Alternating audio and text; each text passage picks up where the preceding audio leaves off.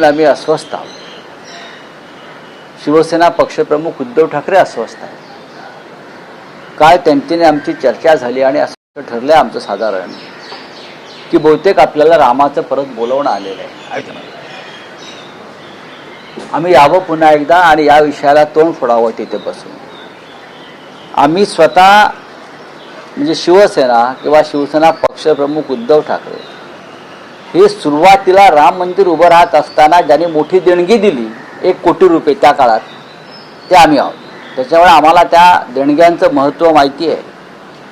आम्ही पहिल्याच दिवशी आमच्याकडून 1 कोटी रुपयाचा धनादेश हा राम मंदिर ट्रस्टला राम मंदिर उभारण्यासाठी दिला. नंतर खूप लोकांनी दिले असतील गुप्त दान. आमचं उघड दान आहे.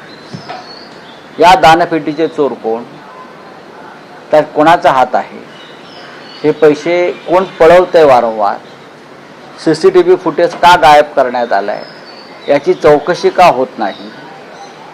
नरेंद्र मोदी ज्यांनी या मंदिराच्या प्रतिष्ठापनेमध्ये फार मोठं राजकारण करून भाजपला मतं मागितली, त्या विषयावर का गप्पा आहे. या ट्रस्टचे अध्यक्ष नृपेंद्र मिश्रा हे का गप्पा आहे. त्या भागातले भाजपचे एक नेते ब्रजभूषण सिंग यांनी काल सांगितलं आहे की त्या भागातले खासदार होते, अनेक वर्ष नेते आहेत त्या भागातले, राम जन्मभूमीच्या आंदोलनात ते होते. ते म्हणतात की माझ्याकडे पूर्ण माहिती आहे, पण ही इतकी मोठी माणसं आहेत की माझ्या जीवाला धोका निर्माण होईल. मी काय बोललो होतो. म्हणजे असं काय आहे की राम मंदिर लुटण्याच्या या प्रक्रियेमध्ये कोट्यावधीचे नक्की कोण सहभागी आहे, ज्याची ब्रजभूषण शरण सिंग यांच्यासारख्या बाहुबलीलाही भीती वाटते. अत्यंत गंभीर विषय आहे आणि आम्ही लवकरच आमची जी जाण्याची योजना आहे ती जाहीर करू. उद्धव ठाकरे स्वतः नक्कीच आमचं काल चर्चा झाली. मी त्यांच्या कानावर ही सगळी माहिती घातली. त्यांनाही त्याविषयी माहिती होतीच आणि तेही अस्वस्थ आहेत की जर हे लोक राम मंदिरात चोऱ्या करू शकतात तर निवडणुका चोरणं, मतं चोरणं, बरं विजय चोरणं हे काहीच नाही यांच्यासाठी.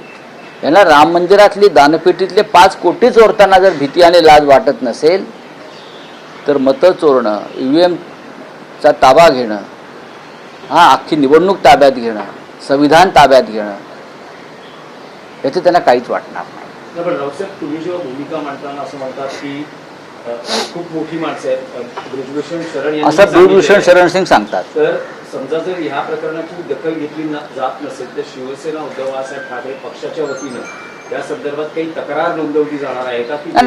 असं आहे की चौकशी सुरू, असं आहे की तक्रार कशा करता नोंदवायला पाहिजे. अनेक गोष्टी उघड झाल्या. आम्ही अयोध्येत जाऊन तक्रार दाखल करण्याचा नक्की प्रयत्न करू. अनेक गोष्टी उघड झालेल्या आहेत. पैशाची अफरातफर झाली आहे मोठ्या प्रमाणात, हे सिद्ध होत आहे. CCTV फुटेजला पैसे चोरताना दिसत आहेत दानपेटीतले आणि नंतर अचानक ते CCTV फुटेज सुद्धा जशी मतं चोरतात तसे ते फुटेज सुद्धा चोरलं गेले राम मंदिरात. या देशावर रामाचं राज्य नसून चोरांचं राज्य आहे, इतकंच मला म्हणायचं आहे.